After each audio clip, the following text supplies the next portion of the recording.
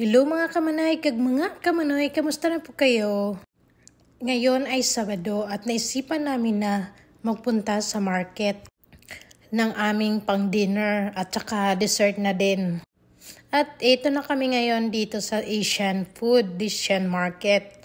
So andito ang lahat-lahat ng mga makakain natin na mga Asian food. Talaga lang, ginamos, alamang, andyan talaga yan. So maghahanap tayo ng ating pang-dinner o pang-hapunan at saka dessert. Marami talaga dito naka-display. Lahat na hinahanap mo, dito na talaga siya. Ayan, yung mga ganyan, may mga pulburon din dyan, tsaka mais, yung ganun. Ay talaga lang. Hindi mo na talaga sasabihin na, uuwi ka pala ng Pilipinas para magbili doon. At hinahanap namin yung coconut milk. At saka nakita namin nagmura na siya, nag $1.99 na lang siya. Yan ang binili namin. Bili na rin kami ng kalamay. Ayan, marami na kaming nabili. So maghanap pa kami ng iba pa. So parang kumpleto na yata lahat. So magpipila na tayo. So dito sa Asian market, ang daming bumibili. Talagang makikita mo mga Pilipino. Minsan nga makakasulubong mo na lang yung kapitbahay mo. Ay, dito ka rin yung ganun. Ang saya-saya, diba? Kasi nandito yung kapitbahay mo, nakikita kayo. So, ilalagay na natin yung mga binili natin para babayaran na.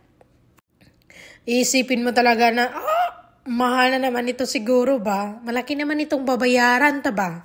Kasi nga, diba, sa panahon ngayon, mahal na yung mga bilihin. So, konti lang yung binili mo, grabe yung babayarin mo. So, nagdala talaga kami ng aming bag para may lalagyan kami ng pinangbili namin. Ito nga may saging. At saka hindi pa luto. Mura lang yan, tag 159. At nakabayad na nga talaga kami. So, lalabas na kami. Papunta na kami sa aming pupuntahan. So, bitbit na namin. Kailangan talaga may dala tayong bag kasi kung wala, syempre bibili na naman tayo. So sayang din yun. Pangbili pa naman ng gatas yun. Instead na diba sa bag, bibili pa natin yan ng itlog o kaya gatas yung ganun. Sayang din yun. So magdala talaga tayo ng bag. Ayan, mabigat talaga yung dala namin. Dito sa labas, malamig na talaga. Sobra. Ang bigat, sobra. Ayan, maglalakad na kami. Pupunta na doon, Ayan na yung driver. Mabilis yan maglakad, kahit na malamig. So, sakay na kami at dito kami galing sa... Ayan, Yan ang pangalan ng binilhan namin. Super King Supermarket siya. So, lahat andyan. At uuwi na kami. So, dito na kami sa sasakyan. Ito na, kararating lang. So, magbuksan na at papasok. Bit-bit namin yung mga dala-dala namin. Kung ano man yung binili namin, yun talaga ang dala-dala namin. Madami man yan umaliit, dadalhin talaga yan namin. Walang tutulong sa amin kundi kami lang din. Kaya dapat malakas tayo. Kakain tayo ng gulay para lalong maging malakas. At saka may dessert din kaming binili. Kaya, aabangan nyo na lang kung ano ang aming lulutuin na panghapunan at saka dessert. So, magbukas na po tayo. Ayan. So, pagdating sa loob, syempre, ilalabas na yung mga binili. Ayan yung mga binili namin. Talagang treat, diba? Treat sa sarili namin. Kasi nga, diba, Saturday. Treat time! At saka cheating time. Ang dami naming biniling Yakult. Parang sa atin lang, di ba? Ang sarap talaga ng Yakult na yan. Ayan, Stewitis. At saka yung alugbati sa atin. Ayan, mga mangga. Di ba? Mingo yan. So, mura lang siya. Sabili namin, mga 3 ba yun na 4. Ayan. Ganla na itsura niya pero na yan sa loob yellow na siya. Ayan. Sarap isaw-saw sa alamang. Tsaka yung kalamay namin. Yan, bilog-bilog.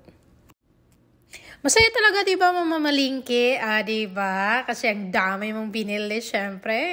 At syempre, dapat marami din yung laman yung bulsa mo pangbili. Ayan, naka-ready na kami. Bising-bisihan na ang lahat. Check yan. So, gagawa tayo ng gulay. Gulay na may isda. Kasi masarap yan kaysa karne. Madaling matunaw sa tiyan natin. So, magugulay kami. Hindi na muna karne. Kasi nga habang tumatanda, naiiba yung tiyan. Charot. Iba talaga ang gulay, guys. Iba talaga mga kamanay, kagkamanoy. Iwas-iwas muna tayo sa mga karne. Yung ganon. Paminsan-minsan lang magkarne, pero minsan syempre hindi na natin kailangan na araw-araw na lang karne, di ba? Kailangan din natin ng green. Yung green talaga na green. Yung pampa-active ba? Pampa-active ng katawan. Ayan, sarap. Parang naluluto na talaga siya. Ayan, alugbati tsaka munggo yan siya. Tapos pulang isda. Sinugbang isda. Kasi masarap siya pag sinugba. Bago siya ilalagay sa gulay. Masarap talaga iba yung lasa pag nasugba na siya. Ayan. So, kakain na po tayo kasi lutong-luto na talaga. Pwede na talaga tayong kumain. So, ganito ang binili naming hapunan.